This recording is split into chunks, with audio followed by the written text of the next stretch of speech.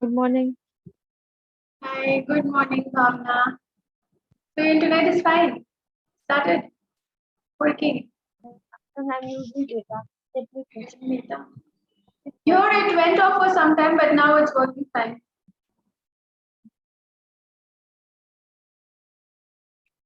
I don't know Nirmala is where not. Nirmala today. I just pinged her. I don't know where is she. She replied. She I replied. pinged her to log in. Photo she has sent. 1 minute. Her network problem. Some photo.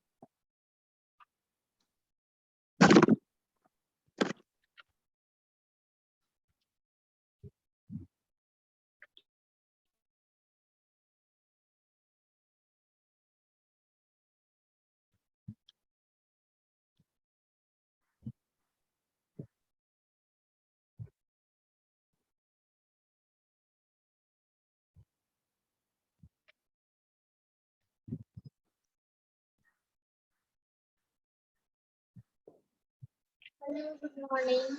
Good morning. What happened to your network today? I don't know.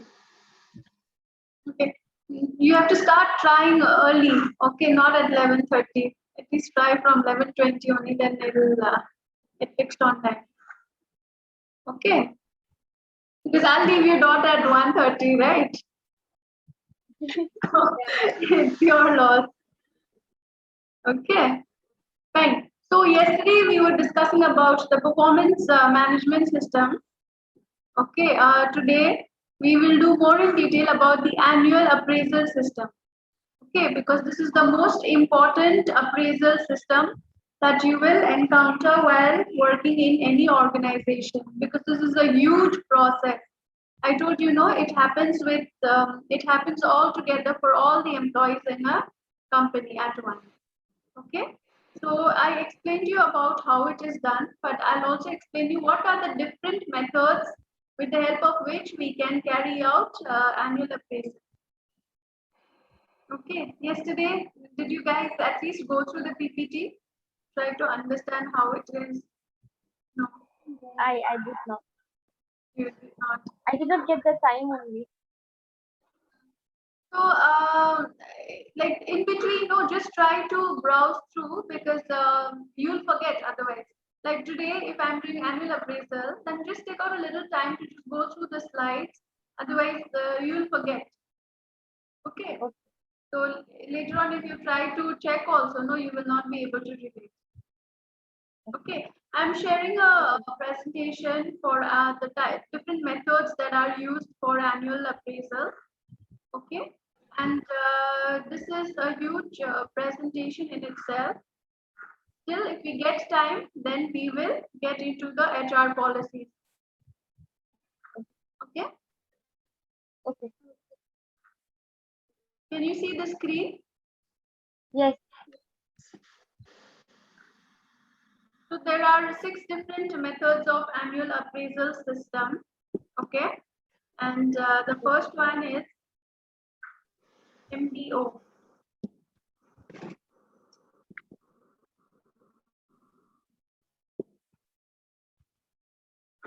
Okay, so MBO, this is management by objectives. Okay, first one is management by objectives. Now this means I have shown a flow chart here. Okay, you can see the cursor, right? The manager Yes. and the employee. Okay, so it is between the manager and the employee. Okay, so they sit together and they make a plan. Okay, they define the objectives. The manager and employee, they sit together and they define the objectives of an employee's role in the company. Okay, then they set control points. Okay, they will sit together and they'll make a plan, and then they will see the control points. Okay, where all they need to check, what are the checkpoints. Okay, and then they choose a timeline. So they say this is the task that you're supposed to achieve. Okay, and these are the checkpoints, and you're supposed to finish this given task in this many months or these many days. Okay, so they make a plan like that. And then next, they sit and monitor. What is the progress? They check the progress, then they reassess the goals. They see what is the progress going on, whether it is good or bad, and then they see whether they need to make any changes in the goals that they had set earlier, because situations change, right? There are a lot of circumstances that keep changing while doing any given task. So whether the goal should be the same or they should make a little changes. And then, after monitoring the performance of the employee, they offer feedback. Okay, and last, they sit and review. So they will collect the results. Whatever task was given was like, how has the employee performed? So they sit and collect the results, then award ratings. So they will start rating. The manager will start rating. You have done good, very good, excellent, and all that. And then discuss the outcome. So this is the goal that we had set, and this is the outcome that we have received. Okay.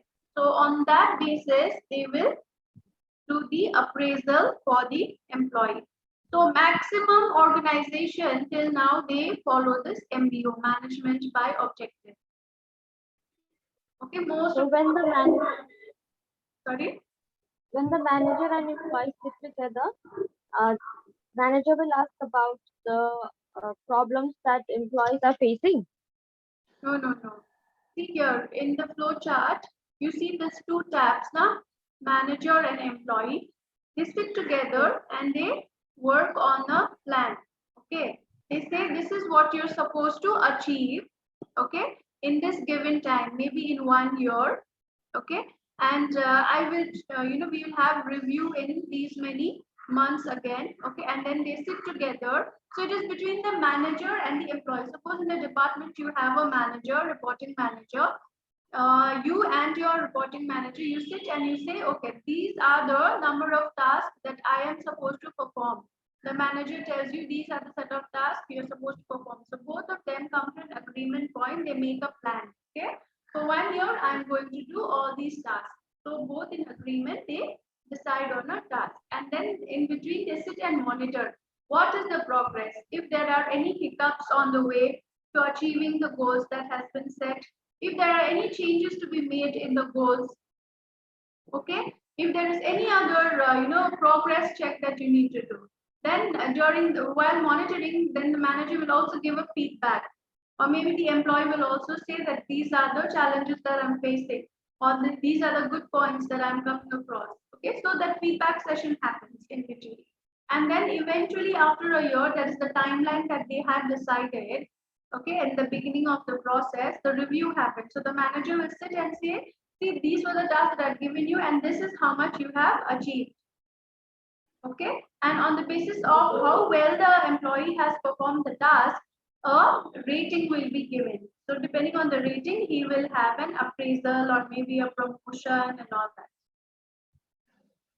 Okay, understood? Yes. So this is the process which most of the companies they follow for most of the employees. Okay. Okay. So incorporating management by objective into your performance management process. To ensure success, the management by objective process needs to be embedded in the organizational wide goal setting and appraisal process. By incorporating MBO into the performance management, business can improve employees' commitment, amplify chances of goal accomplishment, and enable employees to think futuristically. Okay, so obviously the business wants to improve the employees' commitment. So that is why they keep checking, they keep monitoring in between, they keep giving feedback, and they try to understand what the, how much goal can this particular employee accomplish, if there is any challenges or not. Okay, so it needs to be incorporated that way. Okay, so who is it ideal for? Who can you use this MBO method for? ideal for measuring the quantitative and qualitative output of senior management, like managers, directors, and executives. So it is not only of the employees, but here you can also measure the quantitative and qualitative ability of the senior managers. Because see, task achievement is not only of the employee, right? There are managers and senior managers who sit above us, correct? So they, you can also measure their output of the senior management, because they are eventually responsible for achieving a set of goals, right? So this is ideal for the senior management, for the employees, and everybody. Okay. And there are chances of failure. And what could be the common reason for failure? Incomplete MBO program, inadequate corporate objectives, lack of top management involvement. So what happens here? The most and biggest drawback of MBO process is it happens only between the immediate manager or supervisor and the employee. So no other senior management is involved, no other top management is involved. Okay, so lack of their involvement, maybe somewhere there might be a loophole, or it may not be done in a very efficient manner. So all the dependence goes only to the immediate supervisor or the manager of the employee. Understood? So it's important for you to understand the process, like how it is done. Forget about the failures and who it is ideal for and all. You just have to understand what is the management by objective process. Okay? Got it? Yes. So how to implement this MBO program? Okay, every manager must have at least 5 to 10 goals expressed in specific measurable terms. So the job description and PRA that we have been talking about, okay, so the manager, it is necessary for the manager to have at least 5 to 10 goals written and handed over to the employee, and it should be in measurable terms. Okay, like it should be, you are supposed to achieve 50 number of sale targets in this particular month. So it should be quantifiable. Okay, it shouldn't be like, you have to give your best in achieving the goals. That cannot be quantified. Am I right? So the best according to the employee may be 10, and according to the manager may be 20, right? So until and unless the manager says, I want 20 fulfilled, that goal will not be quantifiable. So how will the manager or the employee, come to a conclusion that I have done my best, or my goals have been achieved, until and unless we give a quantifiable goal. Okay. So that needs to be set. So 5 to 10 goals expressed in specific measurable terms. Okay. So manager can propose their goals in writing, which will be finalized after review. Okay. Each goal needs to include a description and a clear plan, that is list of tasks to accomplish it. So each goal needs to include a description. So all the goals that have been set must be clear, and a clear description of achieving or accomplishing the goal must be given by the manager. Okay, you understand the word ambiguous? Ambiguous. Ambiguous or ambiguity means, where I might say something to another person, but it is not very clear. Okay, so or it may mean something else. Okay, but while setting goals and telling the employee that this is what you're supposed to achieve, it has to be very clearly given. Okay, and list down corrective actions that will be taken if progress is not in accordance with the plan. So what actions can be taken if the progress is not going according to the plan? Ensure that the goals at each level are related to the organizational objectives and levels above or below. So whatever goals has been set, we have to ensure that it is for the benefit of the organization. and it is in alignment with the organization's objective. Okay, so it is totally in the hands of the immediate manager, and that is why we were discussing that the drawback is, since the senior management is not involved at all, so it may not be 100% effective. Okay, there is no other person involved in analyzing whether the goals that has been set is good enough or how much it has been achieved. Okay, and the second one is 360-degree feedback. So before we move on to the second one, have you understood the first MBO? Please repeat once more. Okay, I will tell you in a gist. Okay, in a short form, I will just explain to you MBO.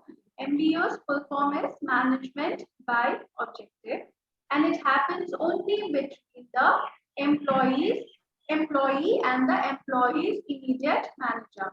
Okay, suppose in a department we have 4 people and a manager.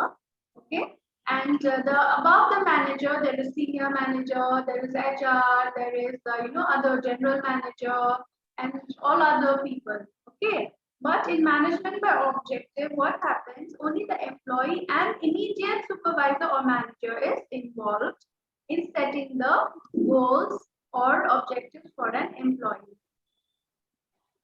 Okay, no other person is involved. So what could be the disadvantage in this process? Can you tell me just generally, when only 2 people are involved in setting objectives, what could be the challenge or what could be the drawback? Rest of the members of the company will not be aware of. I can't hear Rest you. of the members of I can't hear you. rest of the members of the company will not be aware of the decision or the discussion that they are having for the company and for the betterment of the company. The workflow and they discuss, the manager and the employee. So that will not be known by other members of the company. Yeah. So Nirmala, tell me what could be the drawback? Only when 2 people are involved in setting goals, what could be the drawback? Disadvantage. Senior level manager, HR manager doesn't have any information about their plan. So if there is no communication to the rest of the world, that means to the decision makers, then whatever goals have been set, that might not be, you cannot say that it is good enough to achieve the goal for the organization, right? So you cannot say whether it has been done perfectly, and there is no scope of anybody trying to correct it later on, saying that okay, this is what it was supposed to be done and you have achieved this much. So it's just between the manager and the employee. Okay, so the drawback would be that 100% objectives may not be met. Okay, and there is a clear chance of this being a very biased system of appraisal. Okay, so since other people are not involved, even if the manager suggests an unfair, decision if he gives, okay, to a person who he is close to, then other people who are performing really well, they might get affected. Okay, so this could also be a very biased system of performance appraisal. Okay, Bhavna, you got the concept of MBO? Yes. Management by objectives. So it's just the manager and the employee setting goals for their performance for the year. So just keep this flow chart in your mind. Okay, see 3 points: plan, monitor, and review. Okay, so you define the objectives and choose the timeline till when you're supposed to do the set of tasks that you have decided. Then you monitor how well you are doing it, what is the progress, okay, and whether there is any additional support required or not. What are the challenges you monitor that, and at the end of the year, you sit and review. So how much has the employee achieved? You collect the results. Okay, how much has the employee achieved, and then you give your rating. We will have to give ratings 1, 2, 3, 4, 5, like that. Like how we have exams, no? We give marks to students. So similarly, at the end of the appraisal year, okay, the manager needs to give a rating to each employee in his department to decide whether what kind of promotion he needs or how much salary hike he needs. Okay, so we will have to decide on the basis of the marks that is being given by the manager. Okay, understood? Okay, the second one is 360-degree feedback. Okay, so you guys have understood the concept of annual appraisal is clear to you. Annual appraisal is done once a year in every company as a part of performance management system. In order to check the performance of an employee, okay, and to give a hike, salary hike or promotion, once a year, this annual appraisal is done. That's why the name annual appraisal. Okay. So this annual appraisal is a very, very important process in every organization. Okay. Small companies don't follow this. Okay. And people go and just ask for salary hike in 2 years, 3 years, however. But where a process is really set in companies where a process is set, where they have more than 20 employees, annual appraisal process will always be there. So in such cases, you need to set parameters. There needs to be a process to follow so that you can give proper hike and salary appraisal to people who are eligible. Okay. Now, how do you know whom to give a good salary hike or whom to give a promotion? So there has to be a certain process to help you define whom to give an appraisal and how much, right? So this is where annual appraisal comes into place, and there are different methods in which companies come to a conclusion as to who should be getting a promotion and who should be getting a hike of how much. Okay, so one of such processes we just discussed, that is management by objective. So some companies, most of the companies even till now, follow management by objective practice to understand who should be given a promotion and who should be given salary appraisal. Okay. Now companies also follow the second method, that is 360-degree feedback. So you understand 360, right? The term 360, 180 would be half moon, right? 360 would be the whole circle, right? So you place an employee in between, okay? And 360-degree feedback means taking feedback from everybody who works with this employee. This employee is surrounded by a lot of people, his peers, his seniors, his juniors, and external customers, right? So if an employee is placed in between, then 360-degree feedback is taken from rest of the people, okay, to understand how this person is performing. Understood? So this is a simplistic way I am trying to explain to you. I will just read out the definition. Okay, it is a multi-dimensional performance appraisal method. That multi-dimensional from various dimensions. Okay, you check his performance. That evaluates an employee using feedback collected from the employee's circle of influence, namely managers, okay, his reporting managers, peers. Who are peers? Colleagues who are working with the employee. Peers means colleagues who are working with the employee in the same department, in the same level. Peers means in the same level. Okay. Customers. So external customers and people who are working under that employee. Direct reports. People who are reporting to him. Understood? Okay, tell me. 360 who all are involved? everyone who is working in the company and who can see So not and everyone working in the company. Not everyone working in the company. That process will be very, very long if we have to take feedback from everybody.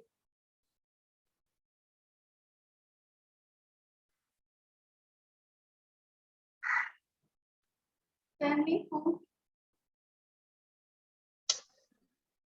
Bhavna's video is stuck.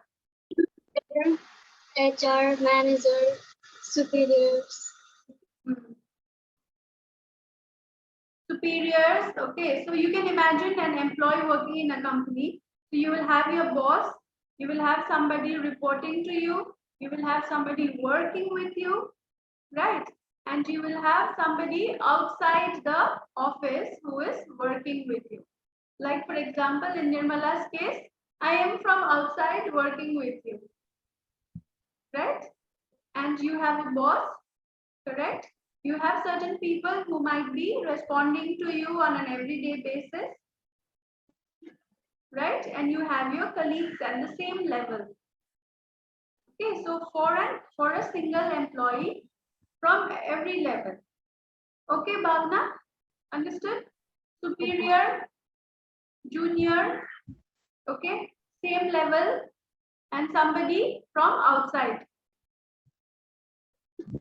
Okay, so for an employee, you take feedback from 4 people, 4 to 5 people. Okay.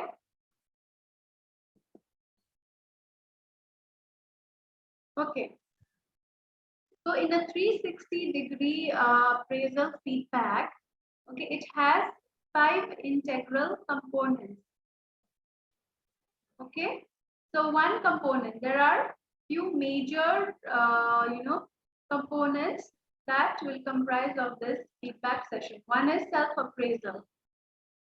Can you think of what it could mean? What self-appraisal could mean? What ask the person yourself. I can't hear you, Bhavna. To ask for the appraisal by yourself. So this is self-appraisal means you rate yourself. Like you would have already set a KRA for yourself. Like these are the tasks that Bhavna is supposed to perform for 1 year. Okay, your goals are set. Okay, at the end of the year, you will also be one of the person who will be rating yourself. Okay, first you will do a self-appraisal. Okay, you will first see how much have I performed. So out of 5 being the highest, it may be, using effective recruitment tools to hire candidates. Suppose this is one of your KRA, one of your goals to achieve. Okay, so using effective recruitment tools to hire candidates. So in that, how much do you rate yourself? So according to you, you might rate yourself 5. Okay, I have done the best, I've used the best of tools to hire candidates. Okay, and then your manager will review. If you give yourself 5, your manager might agree to that, might disagree to that. Okay, she might give you 4, she might give you 3, or she might also give you 5. Okay, so but first you have the right to appraise yourself. Okay, you have the right to check how you have been performing. Fine, that is called self-appraisal.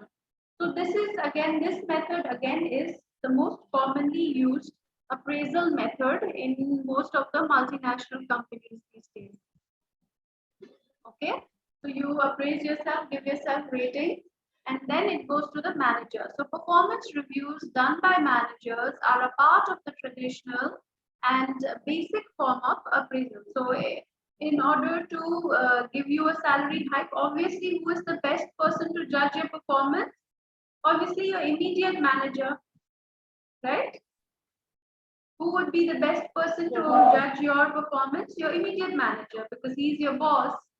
right? He or she will be a boss, and who would be a better person than your boss to evaluate your performance? Okay, so these reviews must include individual employee ratings awarded by superior supervisors, as well as evaluation of a team or program done by the senior managers. So what happens is the manager review will happen. So the multinational companies, the in a department, okay, the senior manager and manager, they sit together, and HR, okay, they sit together, and then they will see who is doing how much. Suppose I'm appraising Nirmala, then if Nirmala is reporting to me, then I sit with my senior manager and I tell him or her, see, Nirmala has been performing this way, and she has been doing this and that. So I sit and discuss, and then the managerial team sit together and give a rating. Okay. Are you guys understanding? Yes, You are.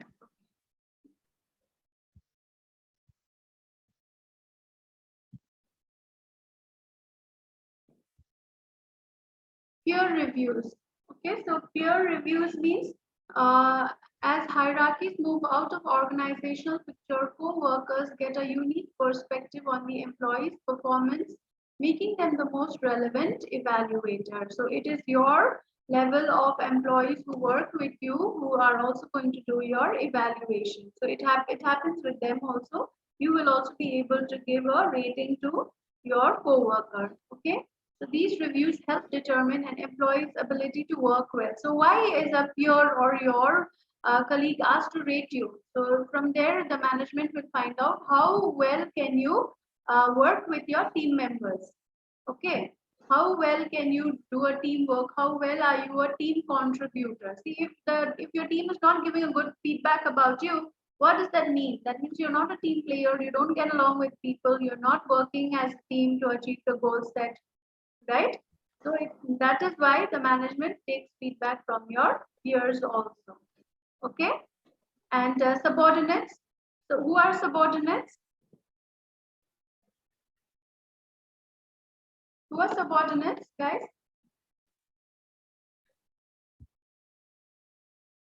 Have you heard of this terminology? So keep writing all these terminologies, okay? Subordinates.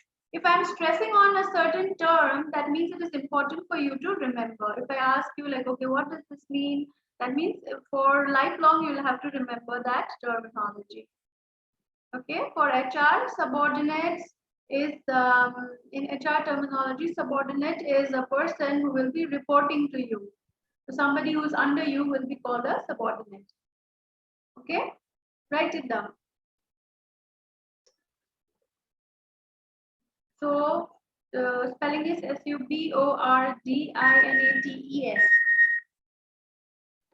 Can you see this? People who will be reporting us, who is under us. Yes, who is reporting to us. Okay.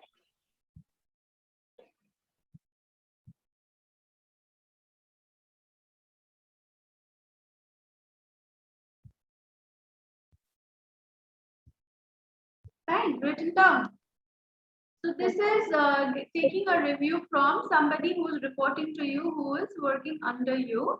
This upward appraisal component of 360-degree feedback is a delicate and significant step. So here you might not get a very honest feedback also, because they are scared that if they say anything wrong about you, you being a manager, right? So you might not take it positively, or you might vent it out on them later, or it might affect their appraisal also. So generally, you will not get a very honest feedback here. Okay. If there is any problem that your reportees are facing with you all the time, that means you're not a good manager. You have some problem in the managerial scale. If you're unable to perform good because your manager is not being able to manage things properly, then again it will have a bad impact on your appraisal. So when I'm saying yours, you are a manager to a subordinate. Okay.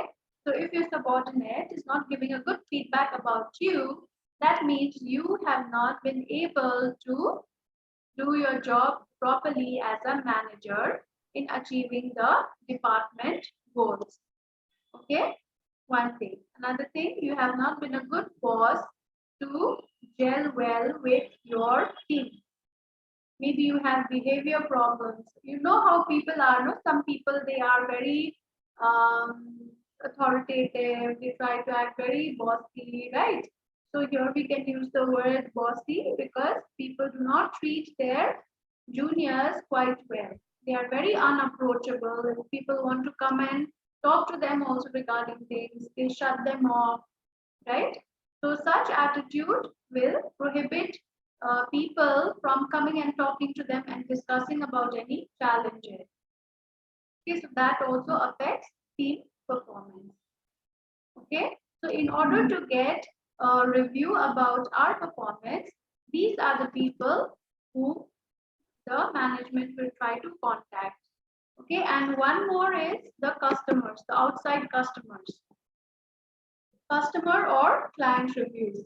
So if my job profile involves me interacting with customers outside the company or clients outside the company, then they are also contacted to check my behavior, my performance, my professionalism. Okay, how well I am interacting with them and how well their needs are being addressed. Okay, so the client component of the space can include either internal customers, such as users of the product within the organization, or external customers. For HR, we also have internal and external customers. HRs have internal customer. Can you guess who is an internal customer for HR?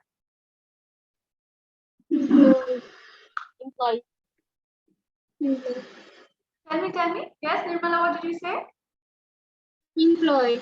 Employees. Bhavna? Employee. Correct. So employees are our internal customers. Okay, so it is our utmost duty to check that all the HR related issues for each and every employee is met. Okay, so for us, if they have to do a 360-degree evaluation, they will check the employees also. Okay, so and external customers are obviously users of the product, or suppose I am producing VFX film supports our company, okay, and the people, the client who is working with us have asked us to make a VFX film, they become an external customer. So how is my interaction with them? Okay, that will also be noticed. Okay, that will also be counted as a part of my appraisal. Okay. So customer reviews can evaluate the output of an employee better. However, these external users often do not see the impact of process or policies on an employee's output, because the interaction level of an external customer is very, very low with us. Right? So only with the sales guys, they are constantly working with the external customers. Right? But for most of the other profiles, interaction with the external customer is very, very rare. But if they have to appraise us as an HR, our customers, that is employees, will have a major role to play in our appraisal system if we follow the 360-degree feedback. Okay? So that's why I was telling you have to be very careful when you interact with the employees in the company. Okay? Let's move on to the next slide. So what could be the advantage of a 360-degree feedback? It increases the individual's awareness of how they perform and the impact it has on other stakeholders. Obviously, when you are being reviewed by everybody around you, you become aware of how you are performing and how your work will have an impact on the rest of the people. Right?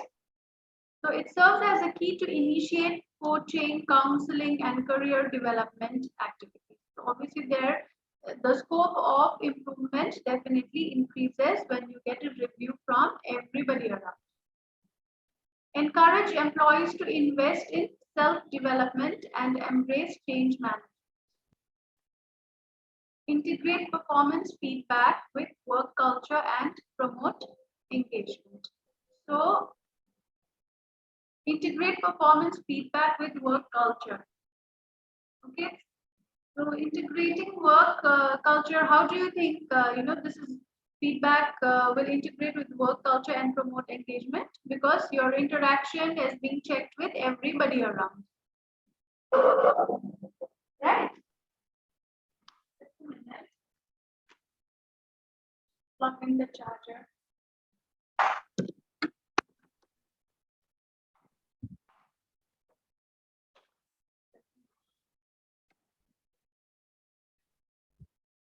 Any questions for this 360 feedback?